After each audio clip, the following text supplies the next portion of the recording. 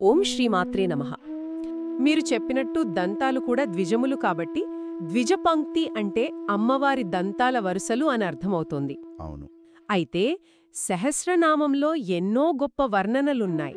మరి ప్రత్యేకంగా అమ్మవారి దంతాల వరుసల గురించి ఇంత వివరంగా ఎందుకు వర్ణించారు?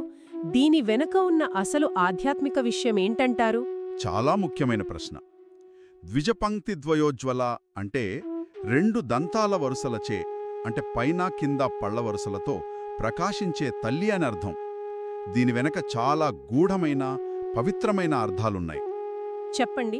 ముఖ్యంగా ఇది జ్ఞానం వాక్కుల ఐక్యతకు ప్రతీక. జ్ఞానం, వాక్కుల ఐక్యత. అవును.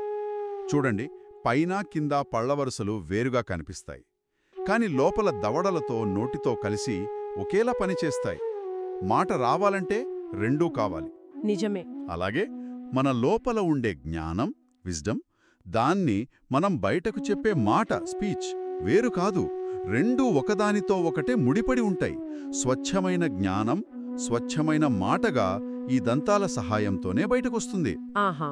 రెండోది, అమ్మవారి చిరునవ్వు నుంచి వచ్చేది కేవలం మామూలు కాంతి కాదు, అది జ్ఞానకాంతి అని ముందే అనుకున్నాం కదా. అవును.